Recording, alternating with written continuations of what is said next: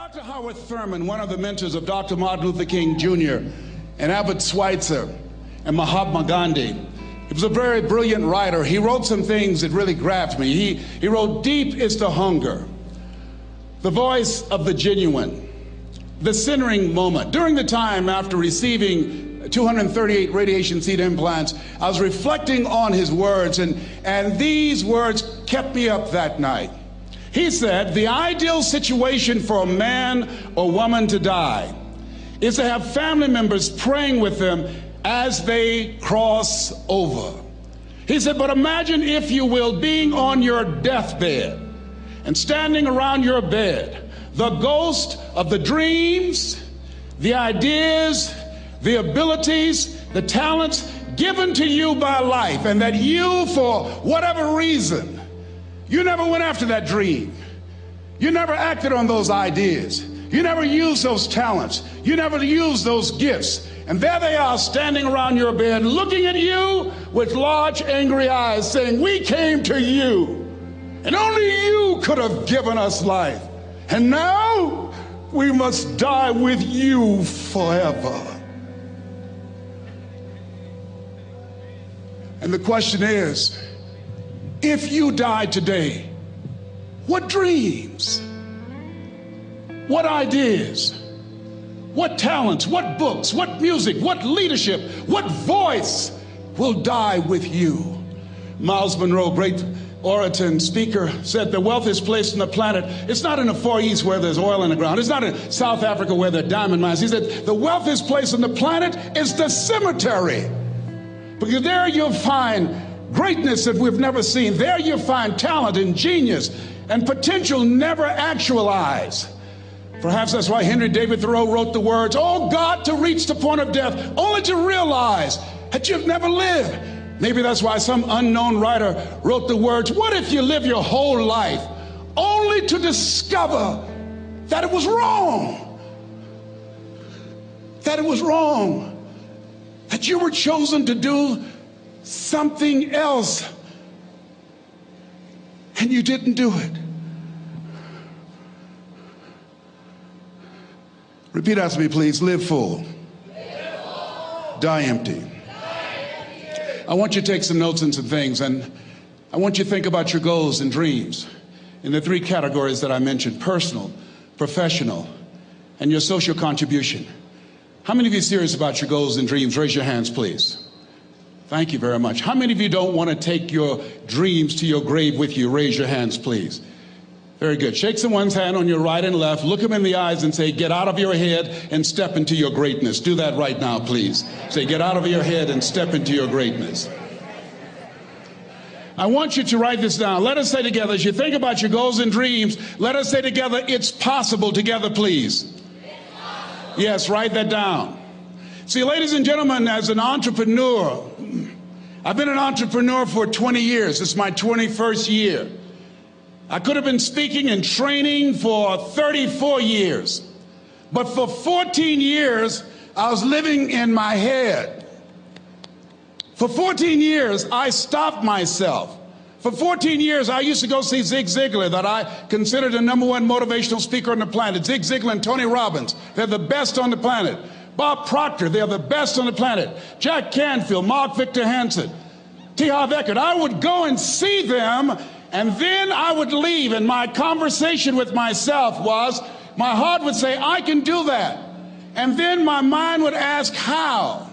How would you do that, Les Brown? See, when I was in the 5th grade, I was identified as EMR, labeled educable, mentally retarded, put back from the 5th grade to the 4th grade. I failed again when I was in the 8th grade. I have no college training. And a man changed my life, and I'll never forget his name, Mr. Leroy Washington. He's in his 80s now, and he's blind from glaucoma, but he gave me a different vision of myself. I was in his class waiting on another student. He came in and said, young man, go to the board and work this problem out for me. I said, oh, sir, I can't do that. I said, why not? I said, I'm not one of your students. He said, look at me. Yes, sir. Go to the board and work the problem out anyhow. I said, sir, I can't do that. He said, why?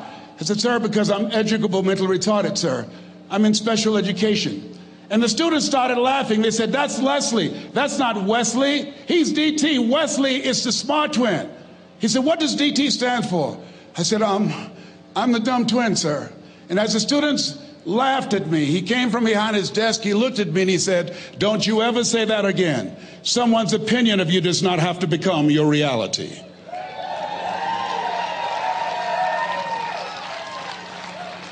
On one hand, I was humiliated, but on the other hand, I was liberated, because he looked at me with the eyes of Goethe, who said, look at a man the way that he is, he only becomes worse.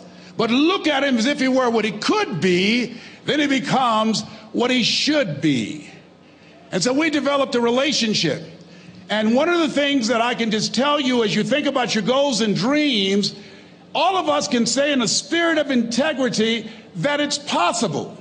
That if anybody at any point in time lived their dream, then it's possible that I can live mine.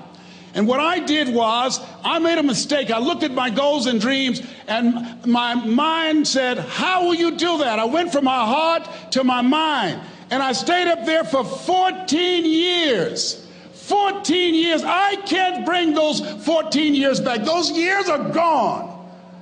And I've made a mission in my life to help people to stop putting it off and procrastinating. How many ever thought about something you wanted to do and you procrastinated, you talked yourself out of it? Raise your hand, please. There's a proverb that says, if there's no enemy within, the enemy outside can do us no harm.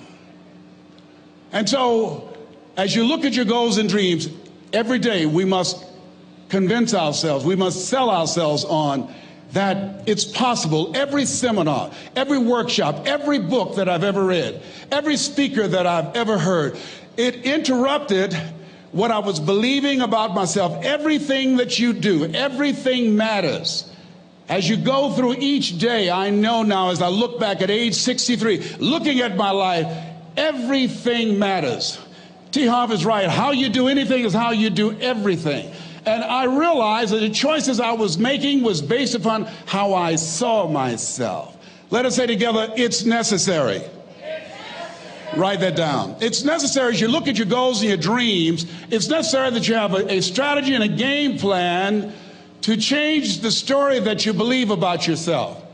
And that's an ongoing process. I've discovered, and many people have, that what we do, what we accomplish, what we produce is a result of the story we believe about ourselves. My favorite book says, be ye not conformed to this world, be ye transformed by the renewing of your mind. And so as I began to work on myself, I realized that I'm getting out of one story and stepping into another story. As I become aware of some things, there's still some things I'm not aware of. So I'm still growing, I'm still developing. I'm like the lady who said, Lord, I ain't what I want to be, ain't what I'm going to be, but thank God I sure ain't what I was.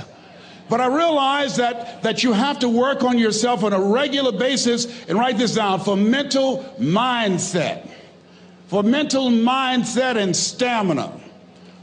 Because things are going to happen to you. I believe that the reason that most people go to their graves with their talents and abilities and skills in them is because of the fact, number one, many are like me. They didn't know that they didn't know and thought they knew. I thought I knew myself, and I really didn't know myself as well as I thought. I've discovered that sometimes people can take you to a place within yourself that you can't go by yourself. The other reason is I was afraid. I never worked for a major corporation. I wanted to speak for corporations. I was afraid I would be exposed because I don't have a college education. I felt inferior because of the fact that I don't have a college education. I allowed that level of fear of failure to stop me. And because I never had any experience in it, I assumed that I could not do it. I was paralyzing myself by believing and assuming the limited part of myself as opposed to believing that I had something special. You have something special. There's something you want to do. Because you don't know how to do it doesn't mean that you can't learn. I like something that I heard. You don't have to be great to get started, but you have to get started to be great. Repeat after me, please. Leap and grow your wings on the way down. See, the people that will live their dreams, the 2% that will do that, these are, and write this down, become a risk taker. They're risk takers. They don't mind failing. They don't mind making mistakes. They're willing to take life on, take life in the collar. Viscott said, if you're not willing to risk, you cannot grow. And if you cannot grow, you cannot become your best. And if you cannot become your best, you can't be happy. And if you can't be happy, then what else is there? I like what Helen Keller said. She said, life is short and unpredictable. Eat